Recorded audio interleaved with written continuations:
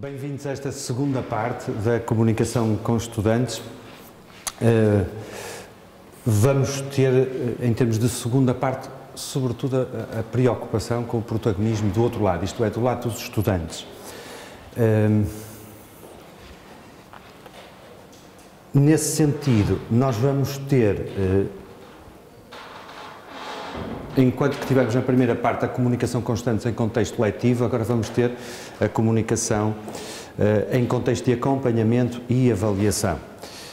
Basicamente, os grandes tópicos que vamos trabalhar são a introdução à comunicação pedagógica, depois a comunicação em situações de follow-up e tutoria, ou seja, o acompanhamento numa perspectiva da aprendizagem ativa, é o aluno que vai à frente. Se recordam, há 8 dias atrás era o professor que fazia apresentações e exposições e, portanto, tinha um protagonismo bastante maior, mas na perspectiva de Bolonha, a aprendizagem ativa, como é que nós podemos e devemos comunicar com o estudante? Por outro lado, também em situações de avaliação da aprendizagem, e isto significa uma oportunidade de aprendizagem também, ou seja, a avaliação não é aqui só vista como uma avaliação sumativa, mas também como uma avaliação formativa e formadora. Eu vou começar de uma forma um pouquinho diferente. Tenho aqui um pequeníssimo texto que muito rapidamente vou ler e que é um sonho de Olivier Clouseau. O Clouseau é um guru de formação e de ensino, tem várias formas, former, enseigner autrement, etc., ou seja, de um outro modo. Aliás, ele junta a investigação científica com a filosofia oriental, etc. É alguém que há vários anos tem publicado bastante nesta área. E em 1987, quando eu era ainda professor da Faculdade de Psicologia, já há alguns anos, teve um sonho que consta assim: aos 52 anos volto à escola. Com efeito é mais uma universidade, o tipo de universidade americana ou canadiana que nos mostra ao cinema, pois encontro-me numa grande sala contendo umas 50 pessoas, rapazes e raparigas de 20 anos, todos aparentemente muito descontraídos no seu estilo desportivo. E eu sinto-me sobretudo inquieto com a perspectiva de enfrentar uma situação que já há muito tempo não experimentava. Exteriormente faço boa figura, mas interiormente estou cheio de medo. Na base da minha inquietude estava um pequeno texto que nos pediram para decorar para esta aula. Estudei-o conscienciosamente, mas receio que me interroguem à queima-roupa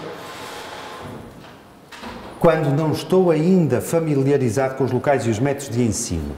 Contudo, não há perguntas durante a primeira hora de aula e eu manipulo o meu gravador para registar uma exposição magistral que o professor, ainda situado nos bastidores do sonho, está a efetuar. Durante alguns minutos de pausa que dispomos antes da aula seguinte, gostaria muito de poder sair para fumar um cigarro, mas o meu gravador não funciona bem e é necessário mudar-lhe as pilhas. Quando me aplicava a montar o aparelho, veio-me à memória que um outro texto do mesmo género do primeiro devia ser igualmente decorado para a aula seguinte. Ora, nem sequer o tinha lido e isso avivava fortemente a minha angústia de ser submetido a um controle de conhecimentos para o qual não me sentia preparado. Felizmente este controle não se efetuou e o professor retomou a sua aula. Ele fala de pé ou caminhando pela sala e cada vez que passa perto de mim, olha-me fixamente como se perguntasse quem é este estrangeiro, grisalho, novo entre os seus alunos. Incapaz de escutar atentamente o seu discurso, penso na minha resposta para o caso de ele me interrogar. Desconhecendo se terei necessidade de lhe confessar que nem eu próprio sei se estas necessidades de avaliação sobre o plano intelectual me levarão a continuar esta experiência de estudante 3 dias, 3 semanas ou 3 meses.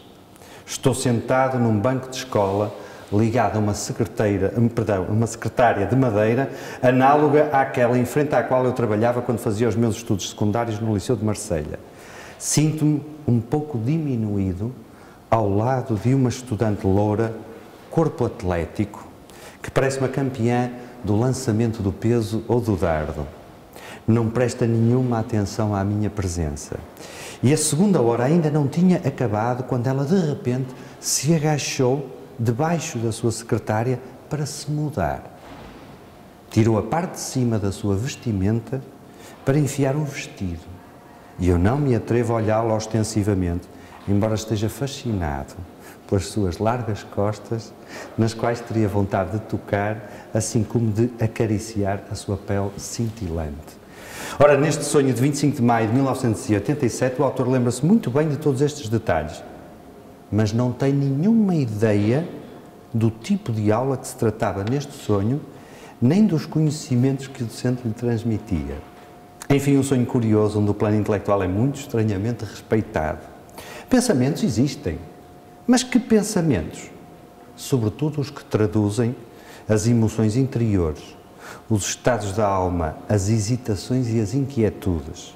Mas não será com este tipo de pensamentos que frequentemente ocupamos as nossas faculdades intelectuais na maior parte das situações da nossa vida. Portanto, a questão de Olivier Clouseau é: o que é que está na cabeça dos nossos estudantes? Durante uma aula, durante o discurso do professor, independentemente da vontade pedagógica de criar um bom resultado. Por isso vamos desmontar este texto numa perspectiva de introdução à comunicação pedagógica, e eu gostaria de vos dizer, evidentemente, que vou tentar sintetizar ao máximo a minha intervenção. Eu trabalhei aqui nesta casa, em termos de formação em comunicação para docentes, com quase 20 dias de formação intensivos. Nós temos 1h30, enfim, quase já nem isso para eu abordar esta temática. Portanto, muito rapidamente, professor, animador, formador, 3 tipos de discurso. Temos 3 tipos de discurso. Um que se dedica a guiar os participantes nas atividades pedagógicas. Por exemplo, na segunda parte da nossa sessão, quando trabalharmos um pouco na prática, vou-vos dizer: façam isto, façam aquilo, etc. Outro, para exprimir os seus próprios sentimentos e emoções.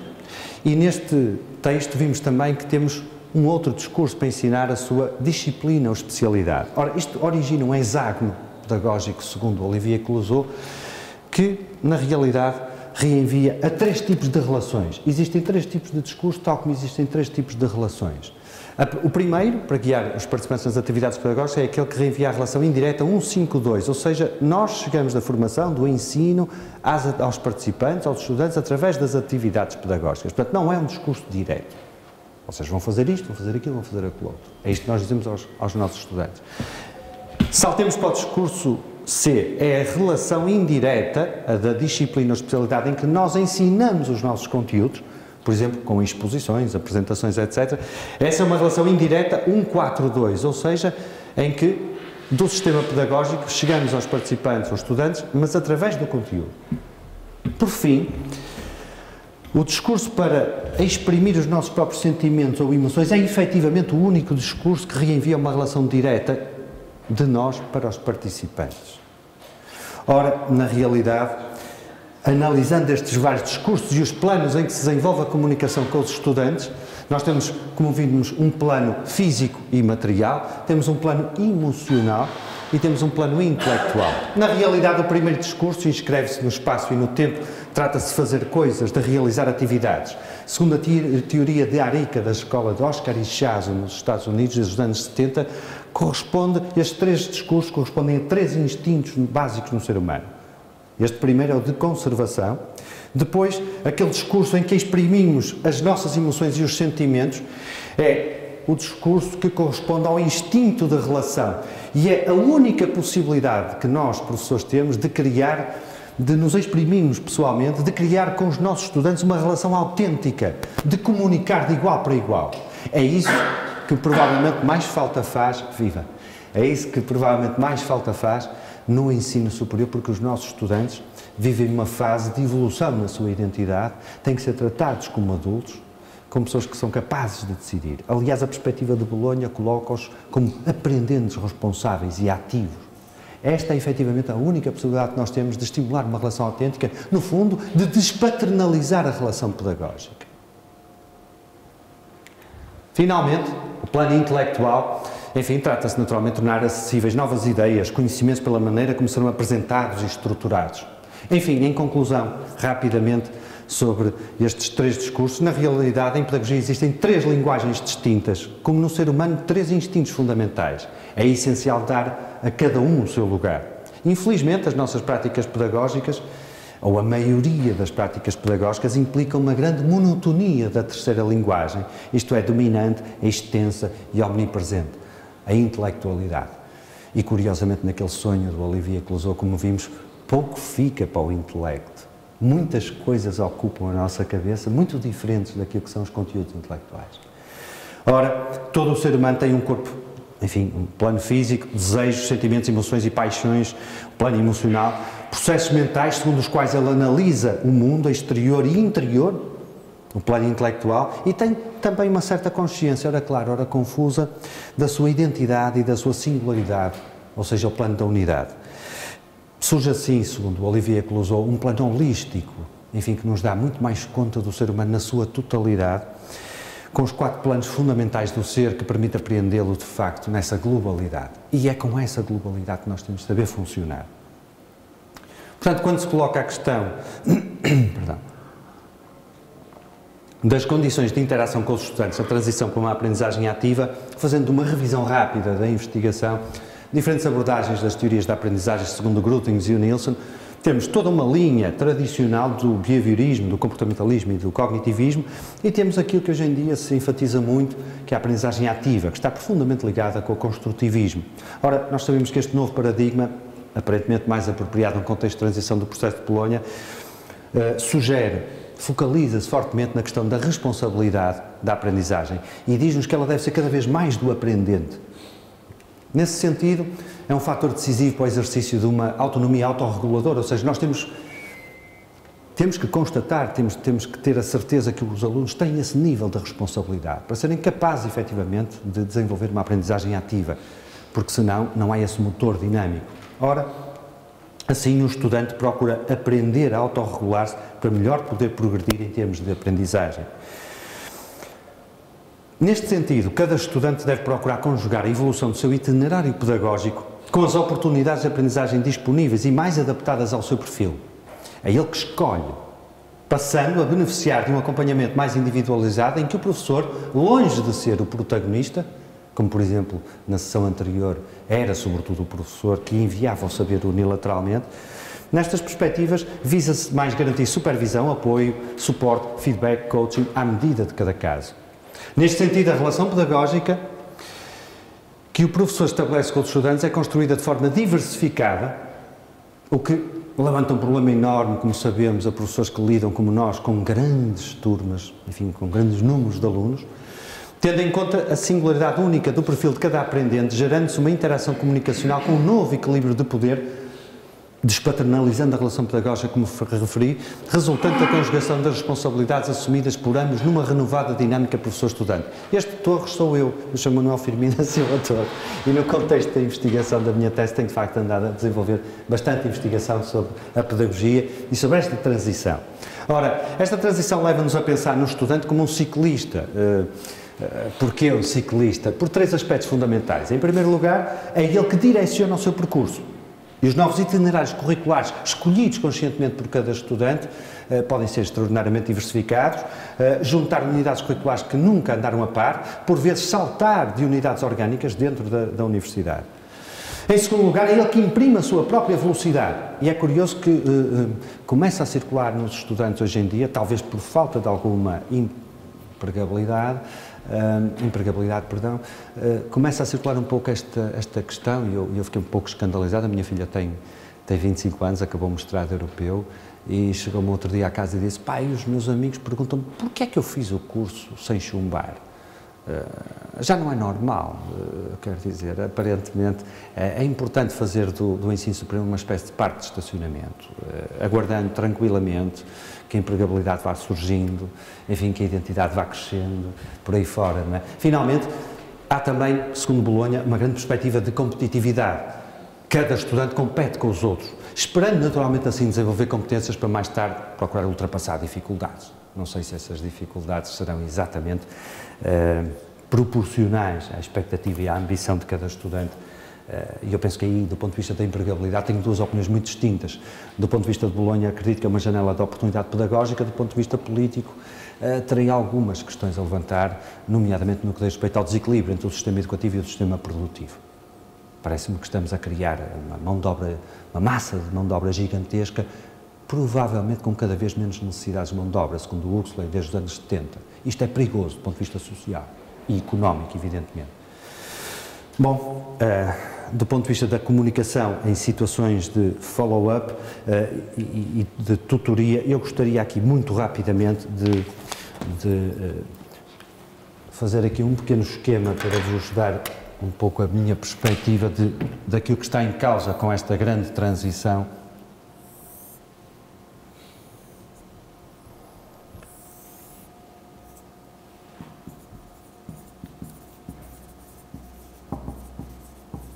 O protagonismo do professor vai dando lugar, naturalmente, ao protagonismo do estudante, sendo que, num contexto da comunicação entre ambos, há aqui uma transição fundamental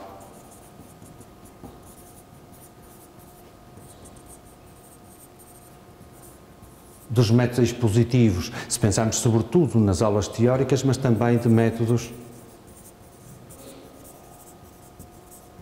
demonstrativos, se pensarmos nas aulas laboratoriais, de projeto, etc. Por outro lado, a transição visa, sobretudo,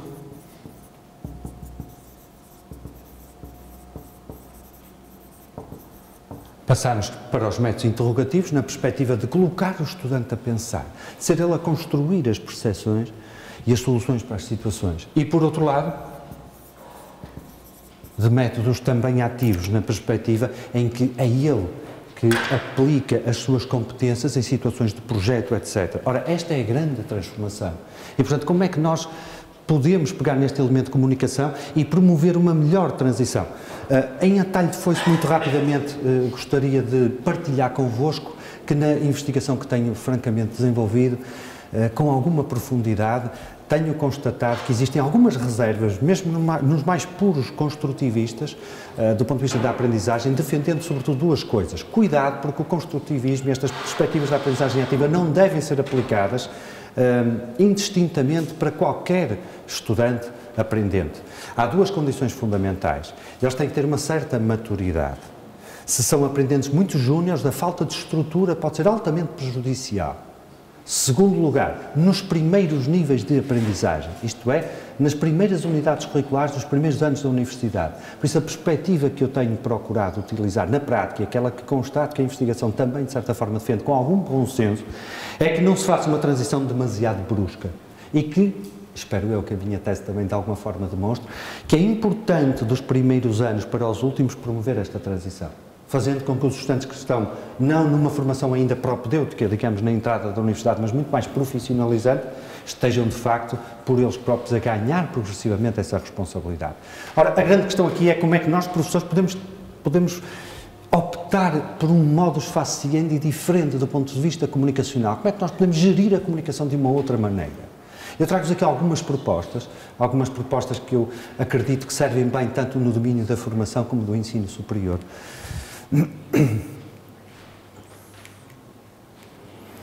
Portanto, trago-vos talvez aquele modelo de coaching mais famoso em todo o mundo, o Grow Model.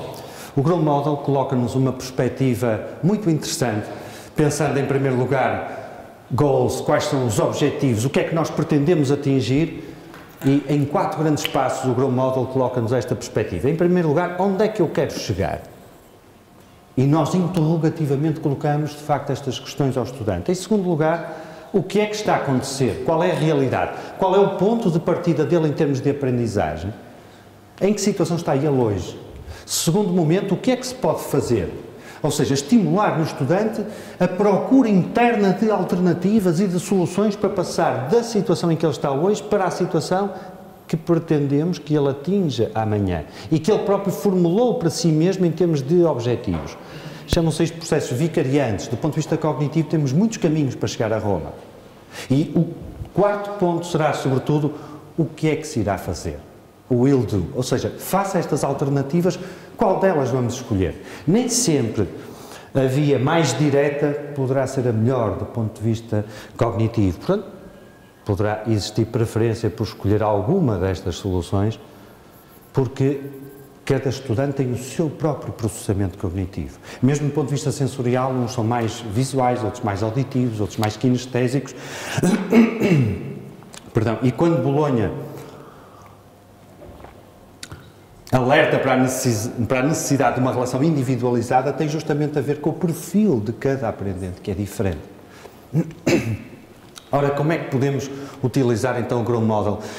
Gostaria de vos lembrar que o coaching não é exatamente um método de ensino. Eu gosto muito desta frase do Whitmore: is unlocking a person's potential to maximize their own performance. It is helping them to learn rather than teaching them. Portanto, ajudá-los a aprender. Neste sentido, o professor surge como um facilitador, como um suporte, como um coach. Não exatamente como uma locomotiva que vai à frente a puxar e, enfim, basicamente utilizando uma comunicação unilateral, não é? Exemplos de questões úteis, então, para podermos utilizar o Grow Model. Nos 4 grandes momentos, e eu terei fichas para vos distribuir com guias, e vamos fazer alguns pequenos exercícios com o coaching, com o Grow Model, e como vão ver, ele pode ser extraordinariamente produtivo, não é?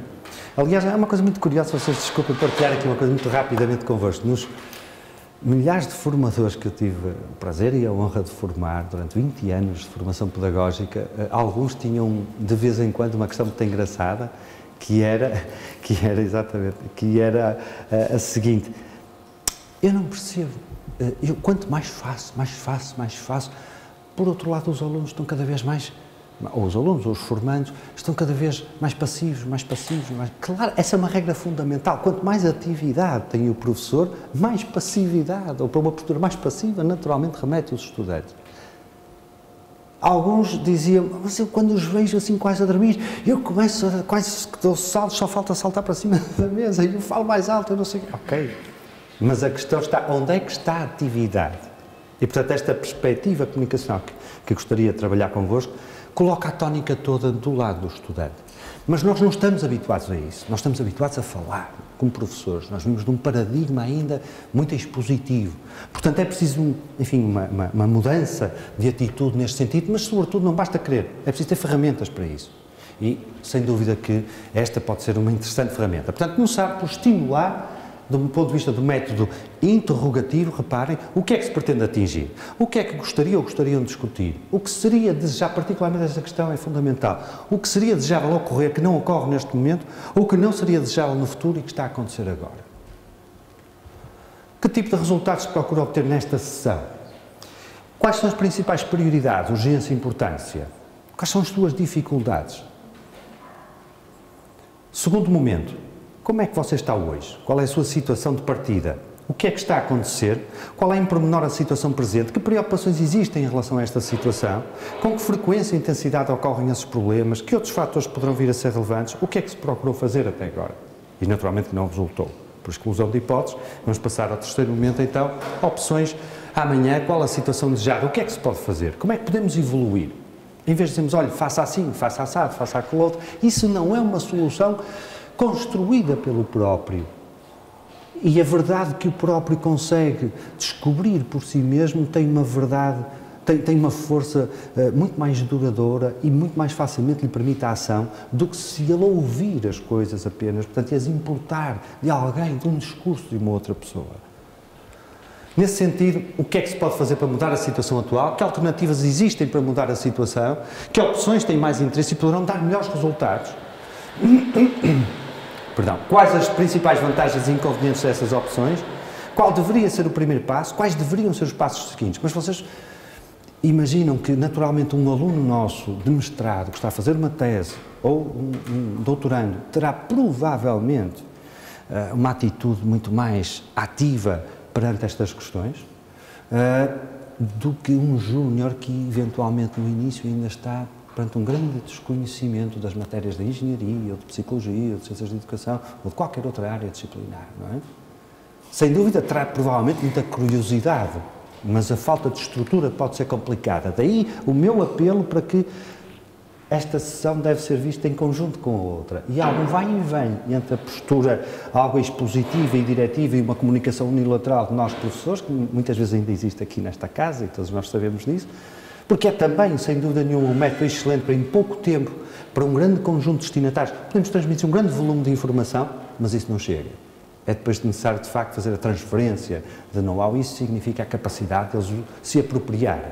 Portanto, o will do, a ação, o compromisso, a tomada de decisão será este quarto momento. Faça todas estas opções, então qual delas você pretende escolher? Neste sentido, o que é que se irá fazer?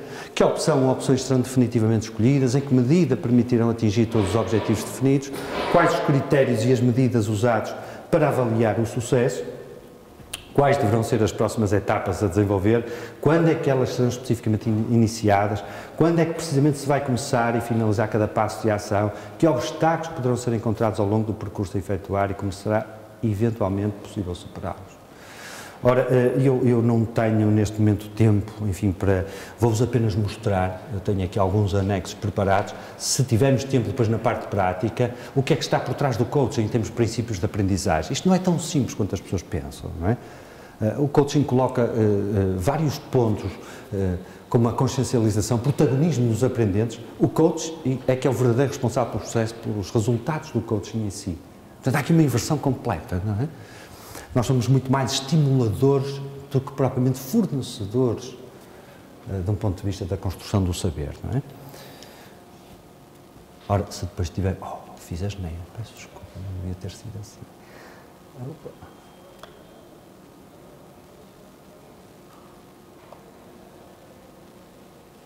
Reality, Options, ok, cá estamos.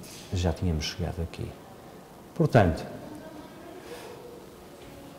quando pensamos de um ponto de vista de gerar uma comunicação que é estimulante do ponto de vista do próprio construtivismo para os estudantes, ao mesmo tempo há uma outra questão que nós utilizamos muito, uma estratégia, que são os trabalhos de grupo. Em praticamente todas as universidades recorre sistematicamente, não só ao trabalho laboratorial, projetos, etc., mas trabalhos em grupo. Porquê os trabalhos em grupo? Porque na medida em que eles têm que discutir entre eles, têm que tomar decisões, algo muito parecido com esta estimulação toda que estivemos a ver, por exemplo, que o Grow Model do coaching pode suscitar, está a acontecer. Perante a discussão, perante o conjunto de opções possíveis, perante toda aquela interação que gera um certo debate. Mas, desculpem-me, o trabalho em grupo não é colocar todos ao molho e fé em Deus, passo a expressão. Há algo de muito importante na criação de um trabalho de grupo. E, nesse sentido, é preciso termos noção que, às vezes, nós, professores, assustamos-nos com alguma confusão que se instala nas salas, com algum burburinho, com algumas dificuldades, com ritmos diferentes do próprio trabalho de grupo. E, na realidade, para que o trabalho em equipa produza resultados, e reparem que eu aqui mudei o termo de grupo para equipa, acredito que, efetivamente, há vários passos que têm que ser dados. Aliás, eu gosto muito desta frase que um dia tive a hipótese de encontrar numa instituição em Macau, quando lá fui fazer uma formação sobre management, etc. Teamwork is the ability to work together toward a common vision. It is the fuel that allows common people to attain common results. Portanto, o combustível que permite a pessoas comuns atingir resultados incomuns.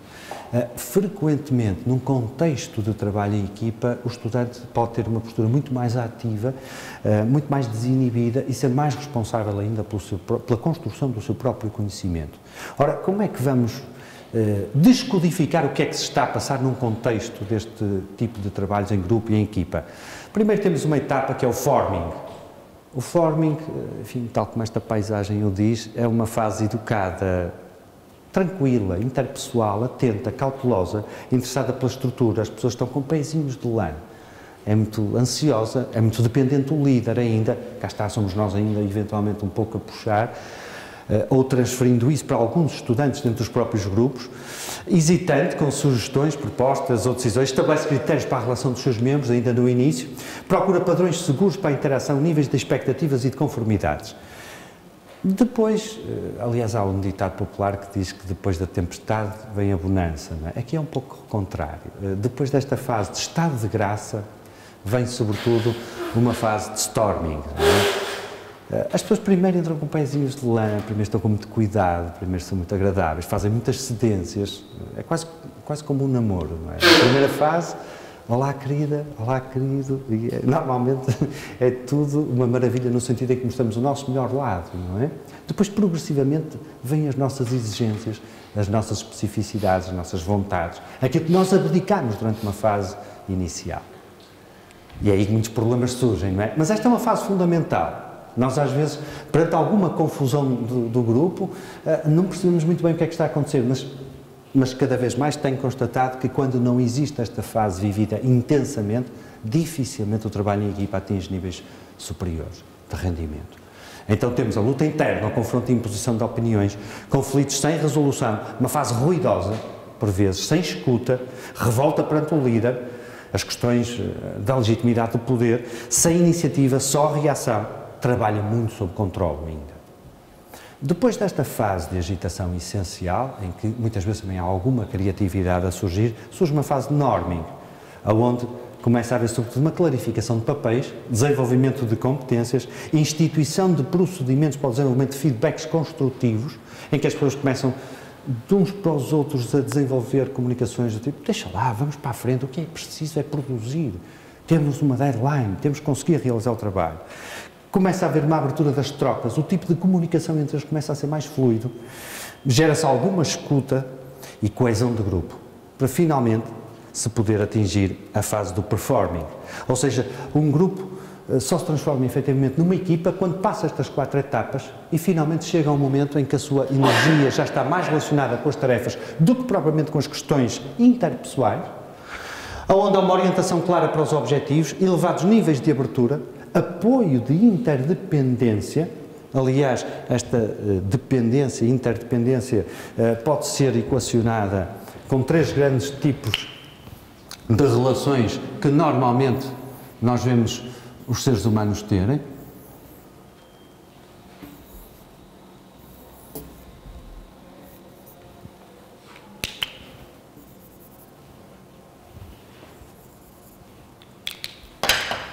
Segundo Stephen R.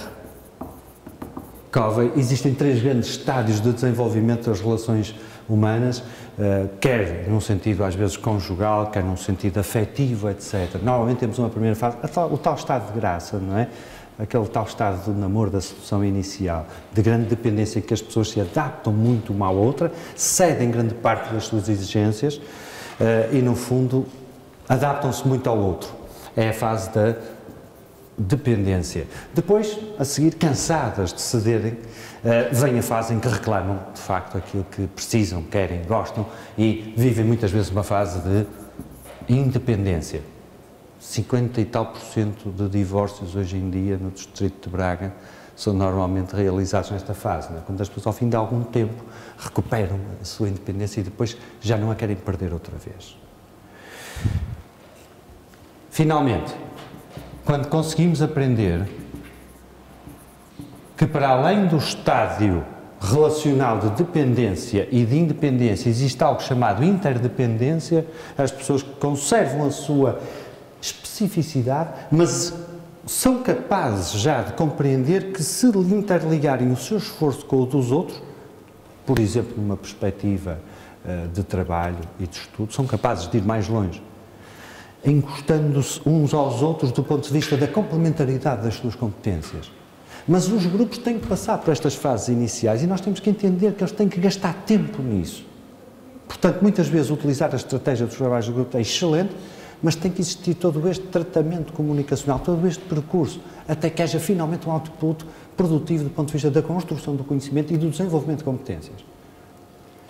E não esqueçamos da formação das atitudes, porque não basta ter um desenvolvimento de conhecimento, nem das competências, é preciso depois querer aplicar as coisas, como diz o Boterf, não é? Não basta saber e saber fazer, é preciso querer fazer depois. E assim é que produziremos bons profissionais à saída da universidade, não é?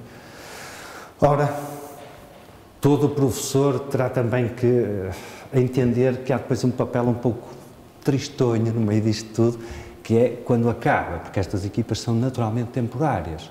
E, portanto, temos que saber gerir um último estádio dos grupos temporários, caracterizado pela preocupação de concluir as atividades, prepara-se para a separação, uma resposta variada dos membros do grupo. Por exemplo, alguns regozijam-se extraordinariamente pelos resultados do grupo, querem continuar ligados ao grupo, mesmo depois de terminar o período escolar.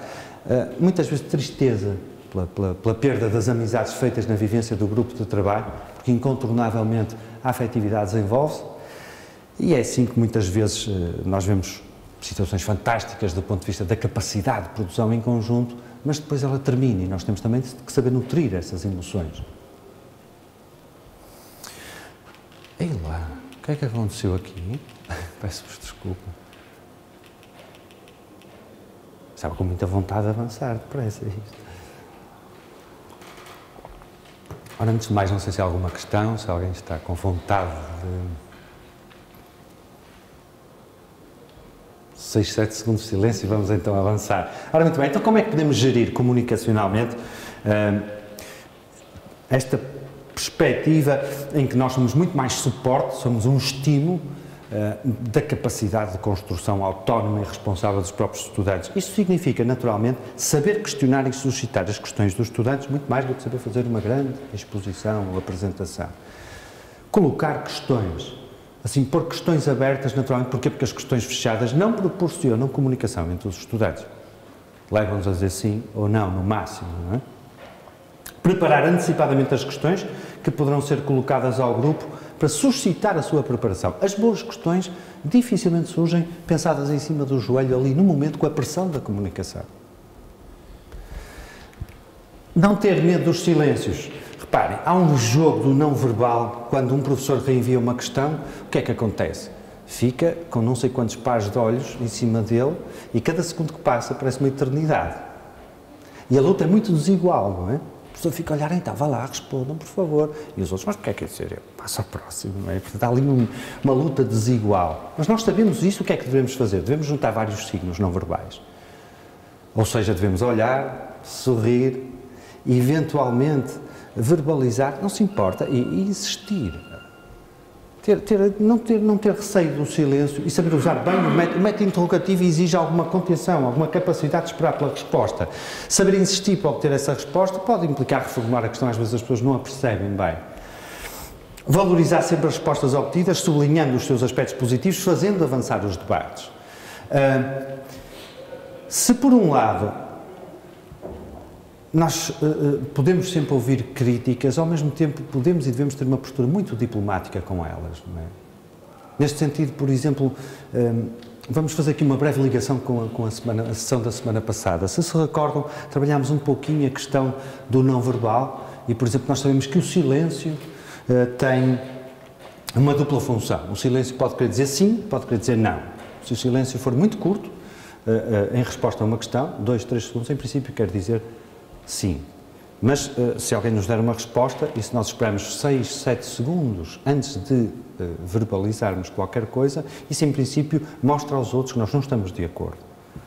Portanto, podemos facilmente utilizar isto também para perceber que uma mímica, por exemplo, longa, é normalmente sinal de uma máscara facial. Assim, por exemplo, quando estamos a fazer uma exposição, como na semana passada falávamos, e um estudante estiver muito tempo a dizer que sim, quanto mais tempo ele estiver assim, provavelmente pior é. Aliás, há uma experiência muito simples que todos nós podemos fazer, que é, nesse momento, se estamos a fazer uma grande explicação, desmontemo-la e comecemos a fazer essa explicação de uma forma muito minuciosa. Geralmente, a pessoa que estava a fazer assim é capaz de verbalizar isto. Agora estou a compreender. O que quer dizer que há pouco estava a disfarçar a sua dificuldade.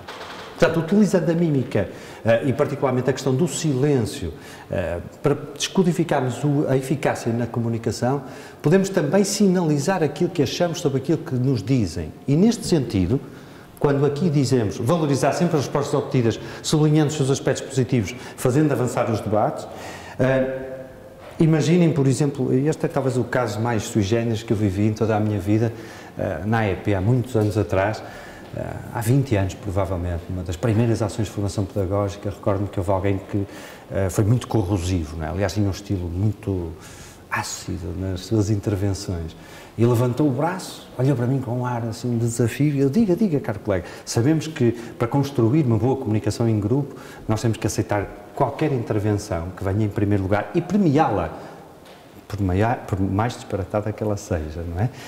Isso coloca-nos para uma certa ambiguidade, não é? Porque nós não queríamos premiar um disparate, mas temos é que premiar a coragem de intervir.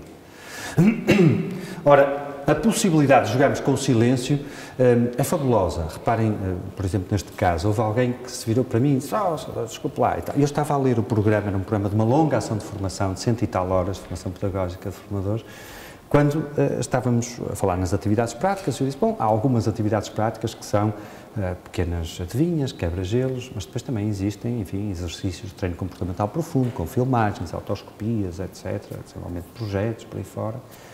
E esse indivíduo, que tinha uma forma de estar muito conflituosa com todos os seus colegas, e naturalmente comigo também, vira-se a mim e disse, desculpa lá, mas a formação não é nenhuma adivinha. E desatou-se a rir de uma forma estonteante. Ficou toda a gente a olhar para ele, mas que disparar, e depois rodaram todas as crianças para mim, e agora tu, o que é que vais responder, não é? E eu nunca mais hei de esquecer, e isto é fantástico, a possibilidade de nós fazermos silêncio para demonstrar que nós estamos de acordo é duplamente estratégica, porque é muito diplomática, não vamos dizer a alguém, francamente, que ideia que lhe passou pela cabeça, matando essa comunicação que está aí a nascer. E, ao mesmo tempo, temos a hipótese de quê? E é isto que é maravilhoso na comunicação, de construir uma resposta à medida. Porque é impossível, e é isto que é apaixonante na comunicação, é um desafio permanente. Nós não fazemos a mínima ideia do que é que alguém pode dizer. E, portanto, nesse momento, esperar 6, 7, 8 segundos, dar um sorriso à pessoa, ser simpática, e depois, então, encontrar uma ideia. E dizer-lhe, reparem, depois de 6, 7 segundos, toda a gente já percebeu que nós não estamos de acordo. Não vamos estragar tudo dizendo, sim, tem razão, mas o que eu penso mesmo é isto, assim, mas é uma proposição adversativa e, portanto, estamos a mudar claramente o sentido daquilo que a pessoa disse. Não, podemos e devemos usar uma conjunção copulativa, um i. E, portanto, em qualquer crítica que as pessoas façam, qualquer intervenção controversa, existe sempre alguma cota parte de razão, ou o raciocínio pode ser em parte aproveitado. É isso que vos sugiro, para sermos diplomatas, a gerir a comunicação. E sabemos fazer incluir todos nessa comunicação. Assim, naquele momento, recordo-me que mostrei à vontade, mas fiquei francamente aflito, não sabia o que é que havia de responder, não é? Portanto, durante 6, 7 segundos, estive à procura, até que apareceu, não é? A criatividade está em todos nós, é preciso fazer esforço. E depois avancei para ele, exatamente, caro colega, a formação, com toda a sua complexidade, não pode ser comparada com uma simples e com uma mera adivinha. Portanto, reforcei-o na sua primeira intervenção. E depois fui-me afastando para mostrar a diferença. Curiosamente, por mais que um professor, um formador, se prepare antecipadamente, ele nunca poderá conhecer previamente o resultado de uma comunicação pedagógica que ainda nem sequer começou. Portanto, curiosamente, a formação e o ensino foram sempre e serão sempre uma longa, eterna e apaixonante adivinha. Isto do ponto de vista da comunicação. Portanto, esta capacidade de não entrar em briga, de não medir forças com o outro, de não ser excessivamente crítico, significa uma atitude que em psicologia se usa muito na terapia rogeriana, que é a aceitação positiva e incondicional. Ter a capacidade de permitir qualquer tipo de intervenção, regulando-a de uma forma diplomática, e não de uma forma excessivamente crítica, porque senão abrimos um precedente. Lembre-se que nós temos um estatuto diferente dos estudantes. Se somos minimamente contundentes, acabou. Logo no início, depois mais tarde poderemos vir a ser, mas no início temos que ter muito cuidado para a formação de um grupo com tolerância, porque depois o grupo vai regulando os seus elementos. Há aqui uma perspectiva, vocês desculpem, uma perspectiva dinâmica de grupos que eu não gosto muito de usar porque é um pouco crua, mas faz-me lembrar a tourada, não é? Quer dizer, pode haver desculpem, mas só um touro excessivamente bravo, mas por mais bravo que ele seja, ele vai no meio do resto do grupo depois e regula a sua própria forma de estar.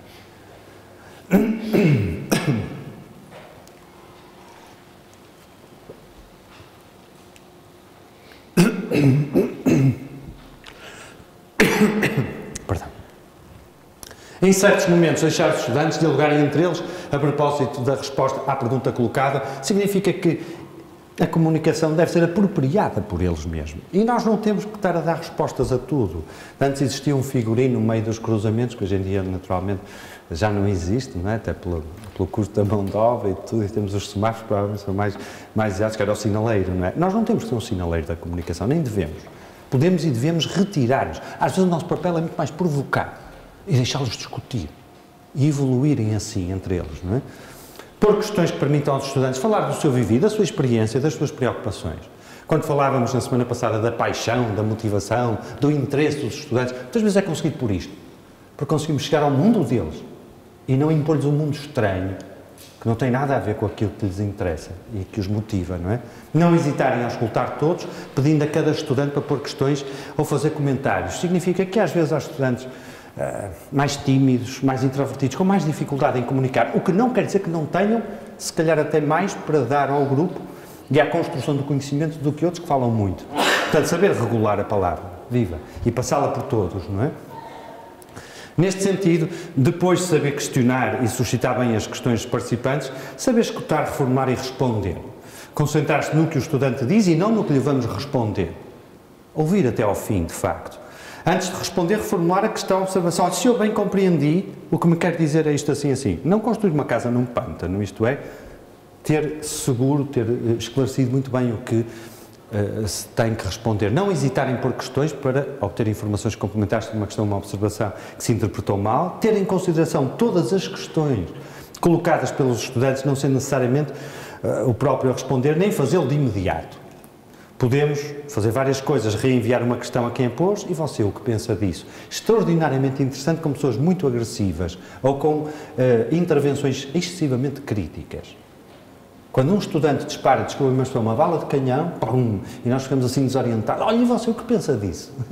E ele vai certamente levar com aquele bumerangue, vai ficar desestabilizado. Nós temos tempo para pensar, não é? Fazer responder um outro estudante ao grupo, esta funciona muito bem. Por exemplo, alguém, vamos admitir que o nosso colega ali fazia uma intervenção contundente, vamos imaginar. E se quiser, força. De repente, uma rápida sacada visual, e víamos ali um colega aos 5 anos, vamos ouvir outras perspectivas. Aqui o nosso colega não se importa. Ou seja, através do não verbal, perceber imediatamente as posturas face àquilo que está a ser dito. E deixar o grupo discutir as coisas. Isto não é um jogo ping-pong em que eles estão de um lado e nós estamos sozinhos do outro. Não é nada disso. Transferir a resposta para mais tarde. Nós temos um programa geralmente pesado para cumprir. E às vezes a curiosidade dos alunos é voraz. Dos estudantes, perdão. Já não há disciplinas, há unidades curriculares, já não há alunos, há estudantes. Às vezes a curiosidade deles é voraz. E é ótimo quando assim acontece. Isso é talvez o tal fator motivacional que nós precisamos. Mas às vezes isso faz querer correr mais depressa. Não é do que as próprias pernas, é do que o itinerário pedagógico que nós temos previsto. Nesse contexto será muito importante saber parametrizar a sequência pedagógica. Mas nessa altura, eventualmente, e dá um ar de profissionalismo, de capacidade de controle da comunicação fantástico. Não se esqueçam de tomar nota, porque nós temos muitos alunos, temos muitas coisas na nossa vida, depois é complicado. No plano da sessão correspondente, aí daqui a 2 ou 3 aulas, quando formos abordar aquilo, virar-se para a pessoa, olha João, lembra-se daquela situação? Ou, está a ver Luís, isto assim, assim, assado, que tinha dito naquela... É agora o momento. Pá, fantástico. O estudante fica com a sensação, ele não se esqueceu de mim, eu não fiquei pendurado, enfim, não... Ter este cuidado de saber fazer integrar toda a gente, fazer assim de todas as questões colocadas pelos estudantes e em seguida responder ponto por ponto. Não é estudante, é estudante. Olha, o que disse em relação a não sei o que é, não. Foram, ok, muito bem, vocês conseguiram elencar 6 aspectos fundamentais. E o tal olhar de ventoinha, não é? Para toda a gente. Primeiro, segundo, terceiro, quarto, quinto. Porque senão os estudantes descodificam isto assim, ele pessoaliza, ou seja, ele refere-se a coisas que nós dissemos e, portanto, inibe-os mais tarde de... Ok? Para terminar, muito rapidamente, os saberes premissos, aliás, não vou deter-me aqui porque sobre o saberes premissos trabalhámos bastante na sessão anterior. Muito rapidamente, só relembrar algumas coisas. Ter definido o que se tem a dizer e dizê-lo bem. Adaptar a voz e procurar ser compreendido por todos. Evitar ler muitas notas, textos, etc. numa situação direta de comunicação particularmente estimulante deste ponto de vista. Observar os interlocutores dirigindo o olhar sobre o grupo para evitar fixar sempre a mesma pessoa, nunca falar muito tempo sem suscitar um feedback, utilizar a linguagem, utilizar e observar a linguagem não verbal, sobretudo, não é? E, naturalmente, aquela questão que vos disse na altura, ficar de pé para uma exposição, mas, sobretudo, sentados. Se nós queremos, por exemplo, uma situação tipo coaching, não é? Colocar questões e pô-los a participar, quando nós nos sentamos, queremos dizer, eu não vou lá nenhum, estou à espera das vossas ideias, não é? E temos uma atitude expectante, tranquila.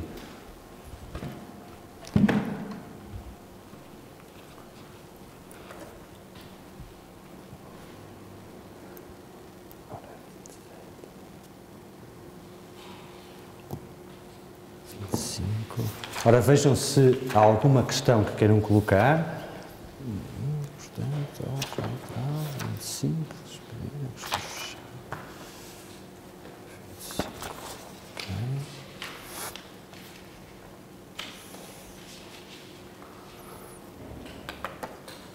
Ora, muito bem, nós vamos então avançar agora para a questão da avaliação da aprendizagem, depois da situação do acompanhamento em si, e nesta perspectiva também gostaria aqui muito rapidamente de abrir uma pequenina janela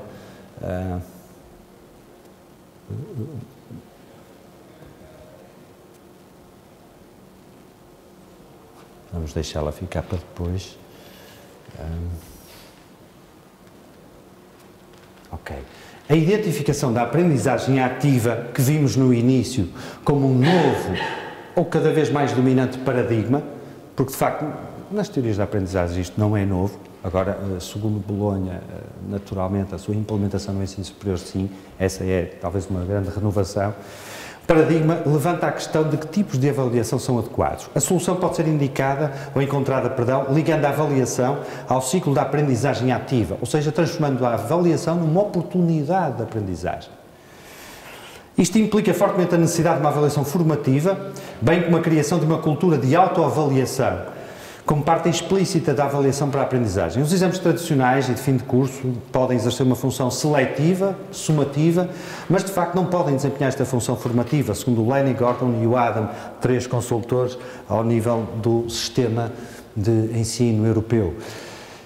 No entanto, pergunto eu, na minha investigação, ainda numa comunicação que fiz no Congresso Internacional na Universidade do Minho este ano, sobre as tensões e possibilidades no futuro do ensino superior, como é que poderá qualquer estudante ser ativamente responsável pelo seu próprio processo de aprendizagem, numa ótica dos métodos ativos, numa perspectiva da pedagogia para a autonomia que Bolonha defende, de orientação construtivista, se não lhe for providenciado o feedback indispensável para poder permitir a sua autorregulação? E se não estiver envolvido na definição das suas próprias práticas avaliativas? Isto é, como é que alguém pode ser responsável pela sua própria aprendizagem se não se puder autorregular, se não tiver noção do que é que está a acontecer? O desportista de alta competição progride assim, estabelece metas para si próprio e corrige-se permanentemente na ação, com o apoio do seu treinador. O estudante também pode progredir dessa forma. Aliás, segundo uma perspectiva epistemológica muito interessante, o Michel Foucault diz-nos que na nossa sociedade as pessoas já se autopunem excessivamente. E os exames são uma forma de punição. Portanto, os estudantes podem, eles próprios, ser sujeitos ativos da sua própria avaliação. Não sozinhos, evidentemente, não é? Dar suporte, então, dar feedback ao estudante como suporte à sua aprendizagem. O que é que está aqui também como controvérsia por trás? Segundo o professor Albino Lopes, alguém com quem eu tenho uma parceria de investigação com o ISCTE há quase 20 anos, e é um dos maiores especialistas europeus que existem sobre avaliação de desempenho, diz-nos ele, nesse contexto organizacional, que é necessário assumir a arte de uma avaliação em que a capacidade comunicativa deve permitir gerir a contradição de ser juiz e conselheiro. Este é o drama da avaliação que nós praticamos hoje em dia. Se somos nós responsáveis pela criação do conhecimento dos nossos estudantes através de um ensino que é expositivo, não é? Então vamos ser nós a ter o protagonismo todo e no final vamos avaliar o estudante através do ensino que nós próprios provocamos ou não.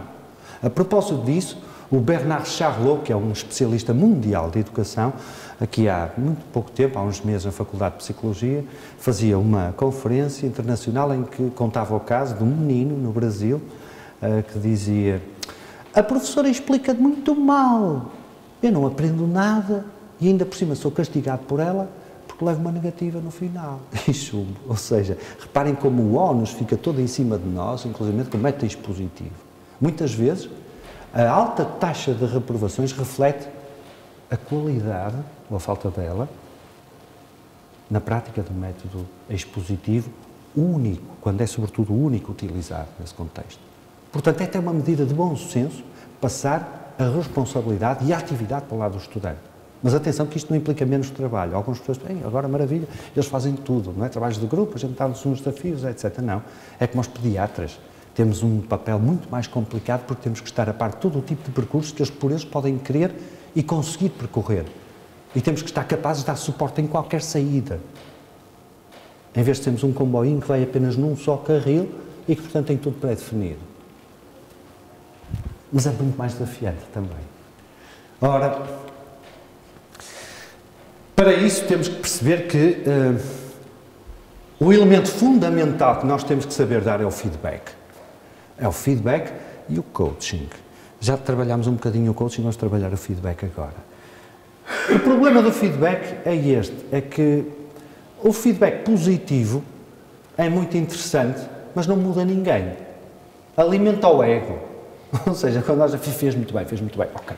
Ele fica cada vez mais igual a ele próprio, não é?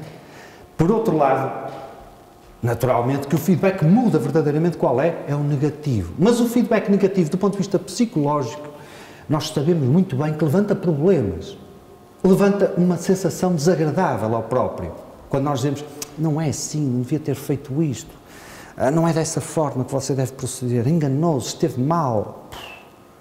Enfim, claro, estou a dar também feedback assim um pouco cruz para se perceber, não é? De qualquer forma, mesmo que seja pontual e específico, desde que seja negativo, provoca sempre este tipo de oscilação.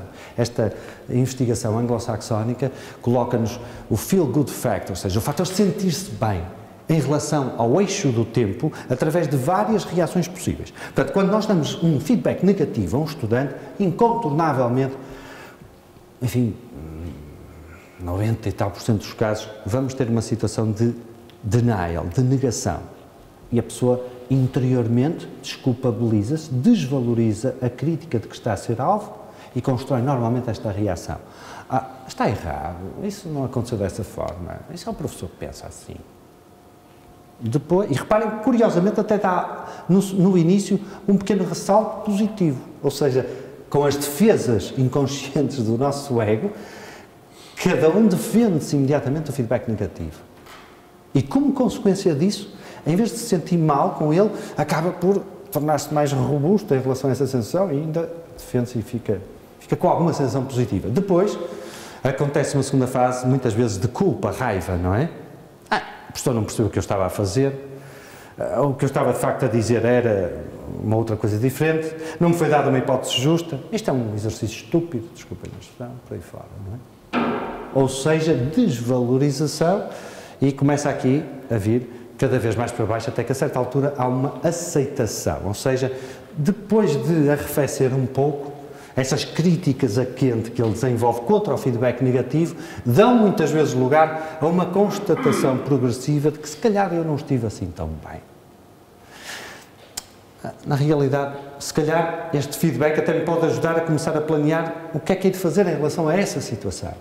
E este é o clique essencial. Há dois cliques fundamentais no feedback como efeito psicológico face ao feedback negativo. Mas lembre-se, o feedback negativo é verdadeiramente aquilo que nos permite fazer mudar os nossos estudantes e fazê-los evoluir, corrigir a trajetória na construção da aprendizagem ativa. Mas para isso, dois cliques têm que acontecer. Um é este.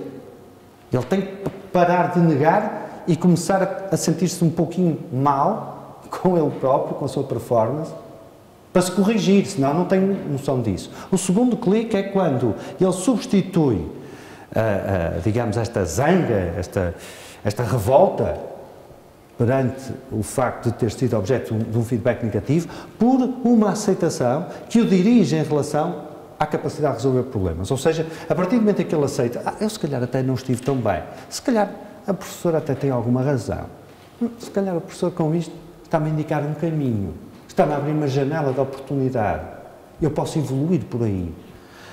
Normalmente, da aceitação passa-se à resolução de problemas e daqui ao desenvolvimento de competências. Porque aquilo que era uma perspectiva de crítica negativa passa a ser uma janela de oportunidade em termos de evolução.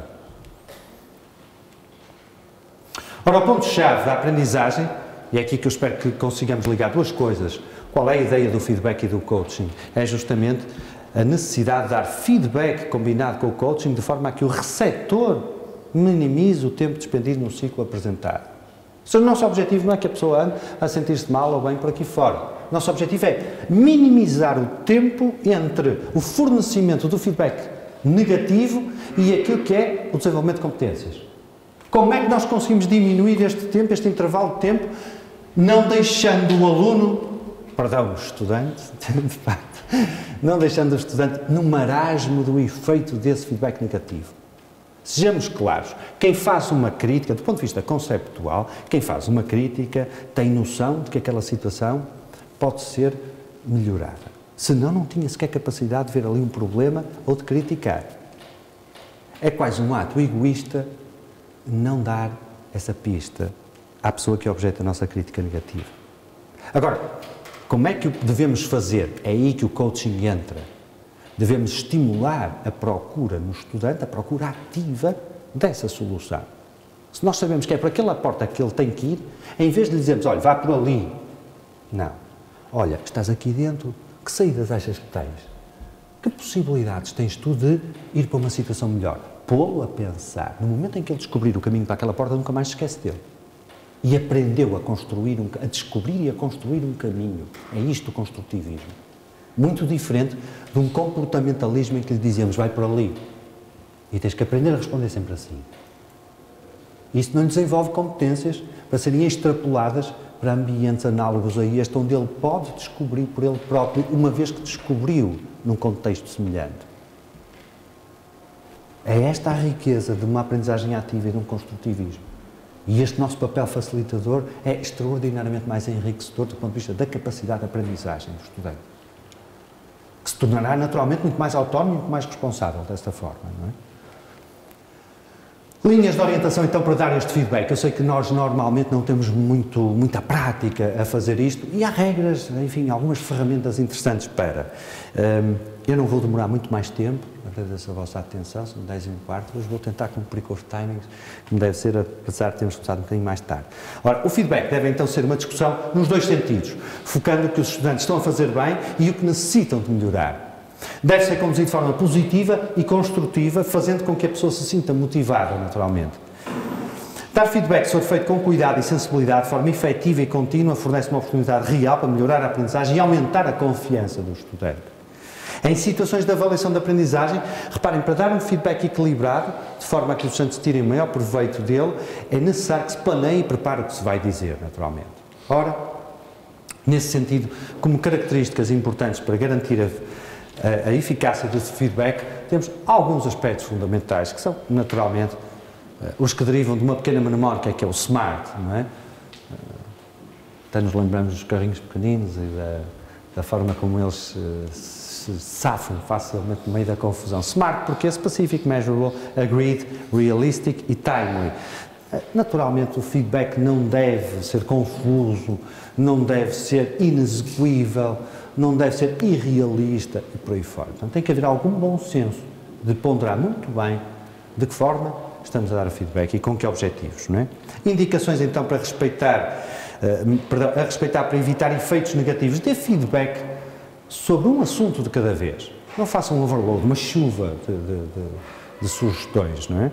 Seja específico, forneça exemplos. Não diga, você desta vez esteve melhor do que da outra. O que é que se quer dizer? Em relação a quê? Quando? Como? Não, digam exatamente, olha, neste projeto você conseguiu solucionar o problema fundamental com uma saída alternativa extremamente criativa.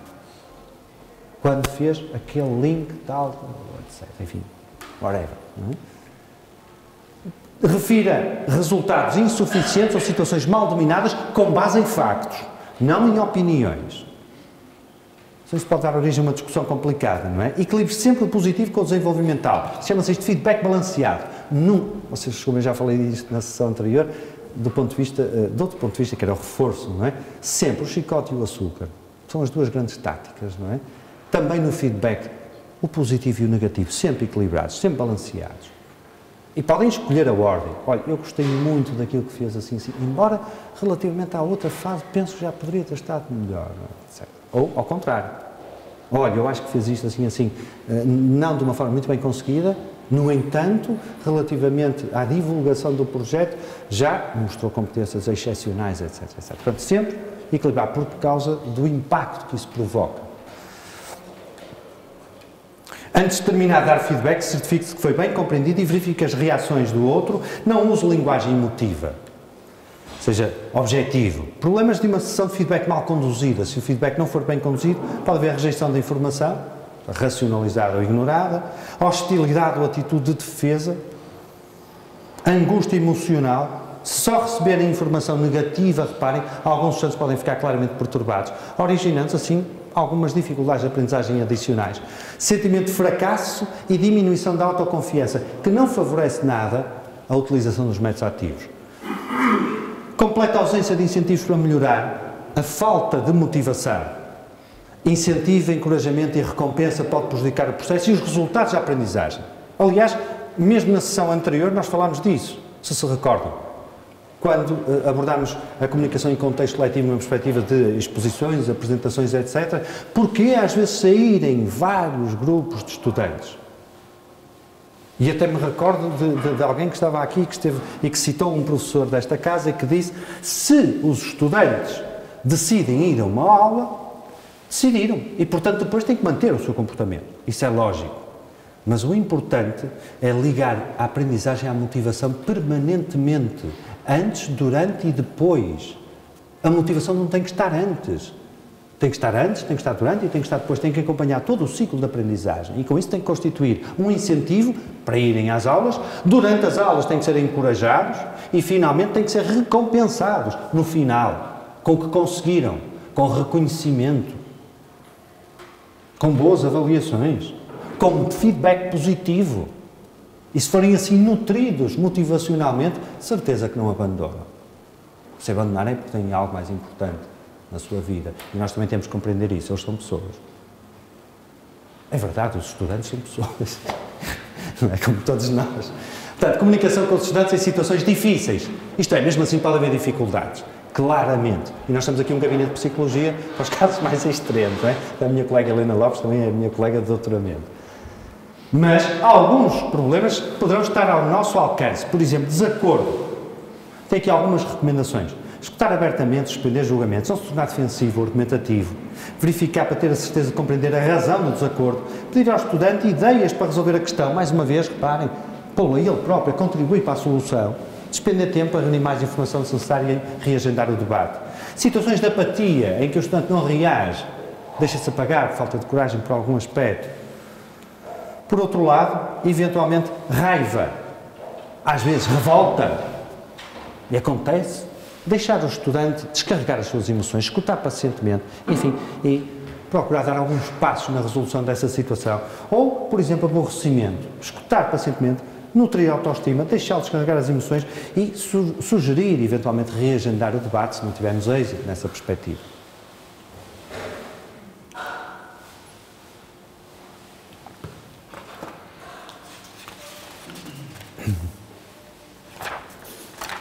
Ora, muito bem, vamos então entrar na fase final e relativamente ao You, Me, Agree, esta é uma pequenina técnica que pode ajudar bastante. Portanto, recapitulando rapidamente, sugeri-vos que a comunicação tenha o cuidado de respeitar os 3 planos de funcionamento do ser humano, estabelecendo uma relação autêntica, conseguindo efetivamente comunicar também emoções e sentimentos muito para além dos conteúdos e das atividades, portanto, do discurso intelectual e do plano físico. Depois, entrarmos numa situação em como é que nós podemos, de facto, desenvolver uma comunicação num contexto de acompanhamento, suscitar a capacidade de aprendizagem ativa através do coaching, e para isso trouxe-vos o Grow Model, que é o modelo mais conhecido e praticado em todo o mundo. Utilizar o feedback como alavanca para a mudança, mas ter o cuidado como esse feedback é feito e ligar o feedback com o coaching. E, finalmente, utilizar uma técnica que se usa extraordinariamente bem na área da avaliação da performance, do desempenho, e lembrem-se que os nossos estudantes hoje num contexto de Bolonha não têm só que desenvolver conhecimento intelectual, têm que desenvolver competências, saber aplicar o seu conhecimento. Nessa perspectiva, e mais uma vez numa ótica de ligar o método interrogativo ao método ativo, proponho-vos esta perspectiva. E naturalmente vou-vos dar logo, depois desse agradável lanchinho, ou aliás, o segundo pequeno almoço que está aí a ser preparado, algumas ferramentas muito simples para guiar a nossa ação nesse contexto, não é? Mas, rapidamente, o que é isso do You, Me, Agree? O acordo, é uma técnica simples, muito simples, estruturada em 3 fases, que pode ser utilizada ao longo do processo de ensino, aprendizagem e avaliação para melhorar, para produzir melhores resultados e garantir o envolvimento do professor e do estudante. Assim, você, primeiro peça a opinião dele, o que traz benefícios para ambas as partes. Reparem, aqui o estudante vai sempre à frente. Okay? O estudante sente-se automático, quais são as vantagens disto?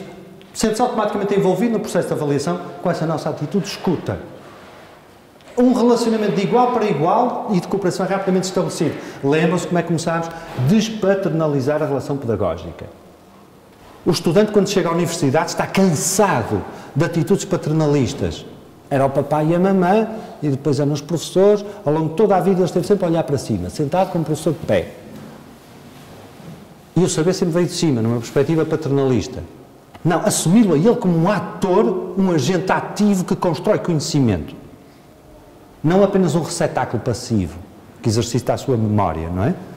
Portanto, o professor tem aqui uma oportunidade excelente também, para além de criar essa relação mais de igual para igual e de puxar pelo adulto que existe também em todo o nosso estudante, uma coisa fundamental, que é ter a oportunidade para medir o nível de percepção do estudante. E isto é altamente estratégico. Isto é, nós vamos confrontar-nos com estudantes que por vezes têm uma autoestima desmesurada, são capazes de fazer uma autoavaliação inflamadíssima, sobrevalorizadíssima e, no entanto, os resultados de aprendizagem são muito débeis.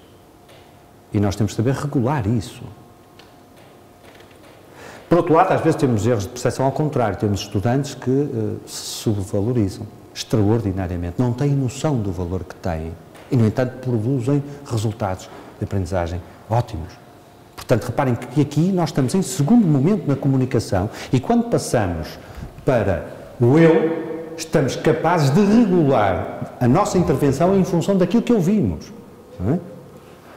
Exponha os seus pontos de vista no seguimento das questões levantadas pelo estudante. E assim surge a oportunidade para expor os seus pontos de vista com objetividade, tendo previamente permitido ao estudante que se pronunciasse e, portanto, adaptamos, sintonizamos bem a nossa própria comunicação com ele. Desenvolver e adicionar informação aos comentários feitos pelo estudante. E avaliar qual a forma mais apropriada de expor as suas próprias opiniões. Provavelmente vamos começar, se calhar estará talvez a exagerar um bocadinho, não é? Ou para cima, ou para baixo, na perspectiva com que ele próprio se avaliou. E a função de regular a capacidade de autoavaliação será fundamental. É disso que depende a boa profissionalidade ao longo do lifelong learning. As funções profissionais mudam permanentemente. Um cirurgião tem que ser capaz de analisar as suas próprias necessidades de aprendizagem permanentemente. Para quê? Para se atualizar constantemente. Quem diz um cirurgião diz qualquer outro profissional no mundo do trabalho. Somos nós, professores, no meio universitário, que temos que construir essa capacidade de se autoavaliar com realismo e com rigor, para depois melhorar continuamente na ação. Finalmente, o acordo. Trata-se de concordar, discutir e resolver, procurar debater qualquer incongruência de pontos de vista e chegar a acordo, o que pode permitir, naturalmente, criar um entendimento claro de prioridades e necessidades. Manter, promover um relacionamento de igual para igual. Aumentar a probabilidade de que uma melhor compreensão resulte uma ação mais clara e decisiva em termos de aprendizagem pelo próprio. Resolvendo-se uma questão, automaticamente, que é a questão do poder e do contrapoder, reparem. Trata-se, o professor cria-se ali como um aliado, verdadeiramente um aliado na construção da aprendizagem e da capacidade de autoavaliação. Controle da interação e o me agree. Trata-se, no fundo, de uma discussão em dois sentidos, sobre o que está bem e o que necessita melhorar. E não é uma discussão neste sentido, é uma discussão equilibrada, ok? Recompensar e ou apontar o caminho ou os caminhos para melhorar a aprendizagem. Neste sentido, como é que vamos proceder? Você peça a opinião dele primeiro, escute bem o que ele diz, escute ativamente. O que é que isso quer dizer? Escutar, questionar, para ir mais longe do que aquilo que ele disse e reformular, para verificar que entendemos. Ok? Nesse sentido, clarificar muito bem as questões e no final sumariar para mostrar que escutámos ativamente. Portanto, o que você disse foi isto. É esta a sua conclusão, correto? Ok. Eu defina claramente a sua perspectiva de uma forma muito objetiva, independentemente daquilo que o aluno disse. Estudante, peço desculpa. Estudante, novamente. Ter o cuidado, sermos nós também, a definir muito bem a nossa própria apreciação. Equilibre aspectos positivos e negativos. Feedback balanceado. Seja específico, dê exemplos, foque o que é importante e pode ser alterado, naturalmente. Concentre-se em competências e não em personalidades. E faça, no fundo, uma heteroavaliação que contrabalance essa autoavaliação. No final, acordo, clarifica as divergências, sumaria as ideias sobre as quais se deve atuar, Como dizia o falecido professor Bairrão Ruivo, alguém que eu tinha uma profunda admiração, era um investigador em pedagogia e em psicologia educacional fabuloso, que eu tive a sorte e a honra e o prazer de ser o meu professor ainda na minha licenciatura, avaliar sim, mas sempre e só para intervir. Isto é, para fazer algo com essa avaliação, não apenas para carimbar. Porque quando nós carimbamos alguém como insuficiente, legitimamos a sua insuficiência, rotulamos-lo para a vida e, portanto, ele desculpabiliza-se. Ele é apenas mediano ou fraco. Portanto, que responsabilidade tem ele fazer coisas interessantes e de grande nível? Nós desresponsabilizamos a competência nesse sentido. Ou, se calhar, legitimamos a incompetência, às vezes, o que é muito grave, extraordinariamente grave. Portanto, erros mais frequentes para terminar, que temos que ter cuidado. Vai apenas aqui uma lista, na documentação terão acesso a ela naturalmente. Estão aqui alguns aspectos que não devemos realizar, não é? Que não devemos fazer. São rigorosamente 10h30, portanto, vamos terminar. Desde não fazer introdução, não classificar feedback, não dar feedback equilibrado, não ter elementos suficientes, não ouvir o estudante, folhear papel, preocupar-se com o que vem a seguir. Não, uma atitude genuína de interesse, vontade de escutar, aceitação positiva e incondicional. Ok? Não fazer da comunicação faz de conta, mas sim um ato puro e real de interação pedagógica. Outros erros que podem existir, não aprofundar ou discutir questões, não pedir ao estudante para sumariar, não levar em conta os diferentes estilos de aprendizagem, não permitir estas alternativas, não combinar uma data para a avaliação seguinte, portanto, não ligar permanentemente a avaliação com a aprendizagem, reparem, não conseguir que o estudante se sinta motivado a ouvir feedback positivo, não desafiar para uma melhoria e não promover a igualdade na relação. Foi assim que nós começámos, não é? E utilizar situações do género, vai fazer isto desta maneira, de uma forma impositiva, diretiva. Então, enfim, percebe as normas que tem que cumprir e faz a avaliação apenas nesse contexto. Não a utiliza como uma alavanca permanente para melhorar a sua própria aprendizagem. E, como eu disse, são 10h30. Agradeço imenso a vossa atenção. Não sei se querem fazer já alguma questão ou então passaremos às questões depois, num contexto mais prático. Eu gostava de fazer duas questões, mas não sei se o momento será o mais indicado, talvez depois do... Já agora lançámos depois... Duas questões rápidas, força. Uma tem a ver com o facto de como é que quais as dificuldades na aplicação destes métodos, aliás foi um ponto que focou. Sim. Quando temos à nossa frente turmas muito grandes. Exato. Eu tenho também experiência. Tenho aqui turmas de 200 e tal, 200 e tal, 200 e tal. Portanto, esse era um aspecto. Sem outra dúvida. Questão, e não sei se foi algo especificamente Sim. na ligação a equipas, a grupos, ou também em turmas em geral, que pareceu-me que disse que a primeira abordagem deve ser menos contundente e depois, quando eu pessoalmente até tento a adotar exatamente o contrário. Quer dizer, na primeira abordagem que tenho com as turmas costumo ser um bocadinho mais inflexível e depois aliviar um bocadinho a corda, digamos assim. Portanto, se pudesse falar um bocadinho sobre... Relativamente à primeira questão, se calhar as práticas a seguir vão nos ajudar a perceber. Ou seja, embora tenha que esclarecer que a minha opção normalmente está um pouco está comprometida com o tamanho, enfim, o número de alunos, não é? Na realidade, por exemplo, no mestrado de Inovação e Empreendedorismo, eu tenho nem 30 estudantes no máximo. E, portanto, isso é um ambiente ótimo, muito favorável à aplicação imediata destas técnicas.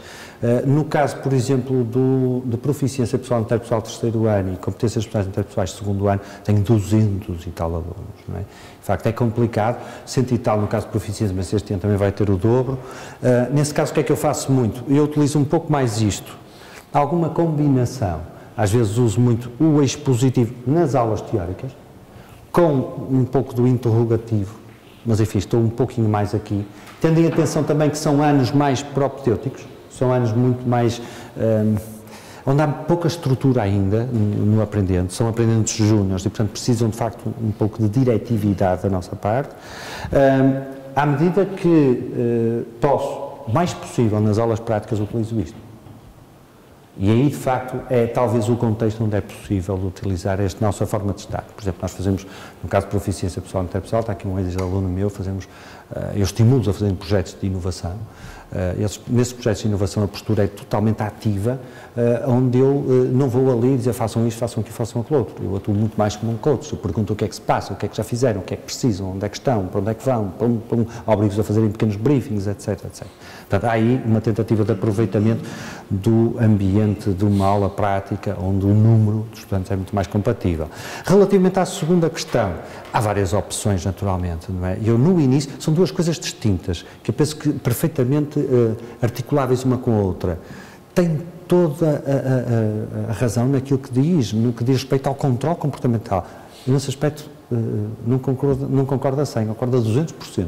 Se nós não controlamos o poder no sistema comunicacional no início, e provavelmente na primeira meia hora, dificilmente o conseguiremos fazer mais tarde. De facto, eu nisso sou intransigente. Só começo a falar quando o anfiteatro, o nosso colega, que agora também é docente, sabe bem, neste anfiteatro, não se pode ouvir uma mosca. Eu, se for preciso, estou ali calado 2 ou 3 minutos, até que eles calam-se por eles próprios. Eu não mando calar ninguém. Eu não começo sequer enquanto eles não se calam. E depois, com o meu silêncio, mando calar qualquer pessoa que interrompa o meu discurso. E as pessoas percebem. Há uma regra dentro de um anfiteatro. Um fala, os outros escutam. Posso ser eu a falar ou pode ser qualquer outro. Mas se qualquer outro pega na palavra, eu calo-me logo. E eles são os próprios prejudicados, eles percebem. A aula só tem X tempo. E, portanto, me dão condições para, ou eu não falo. Até já pensei em levar num jornal, que é para quando eles começarem a falar, não, só queria, falem. Não é preciso tanto, não é? Outra coisa diferente era aquilo que eu estava a dizer, é perfeitamente compatível, que é, no plano da comunicação, ter o cuidado de aceitar, de não dizer, não, francamente, que ideia, como é que uma coisa dessas passou pela cabeça? Não é? Quer dizer, não, ter a tal atitude de aceitação positiva e incondicional em relação a qualquer pensamento que os nossos estudantes possam formular. O que é que isto significa? É quase como a atitude perante um brainstorming, não é? Aceitar todas as ideias. O que interessa é pô-los a pensar. Mais tarde começa a ser mais... É como construir uma escultura, não é? No início a gente manda umas marteladas, passa a expressão, e depois devagarinho, que é para não estragar aquilo, não é? Portanto, aí já temos que controlar melhor a formulação da construção do conhecimento. Portanto, são coisas distintas, não é? Uma questão é o controle dos comportamentos, a outra é a construção do conhecimento. E as duas são, naturalmente, necessárias, ok? Não sei se há assim mais alguma dúvida muito desesperada. Força, força. Desesperada não, mas não se enquadra tanto na parte prática. Tudo bem. Também foi suscitada aí pelos seus exemplos. Sim. Que deu tratamento por tu ou por você, também pensando de que forma é que isso, na comunicação igualitária e ao mesmo nível... Exatamente. Ora bem, o tu, quando é vivido de cima para baixo, é um sinal de confiança. Ao contrário, não. É um sinal de desrespeito. Portanto, é frequente que pessoas que estão habituadas a tratar-nos por professor tenham alguma dificuldade em começar-nos a tratar por Firmino, etc., não é? Isto acontece muito. Eu lembro de um ex-estudante meu, do IES, de gestão, o rapaz tinha algumas dificuldades económicas, os pais, não é? E estava a estudar cá no Porto, no IES, em Francelos. Foi o meu melhor aluno de negociação internacional nesse ano, tirou 16. Não era brilhante, mas, enfim, era o melhor dito daquele ano.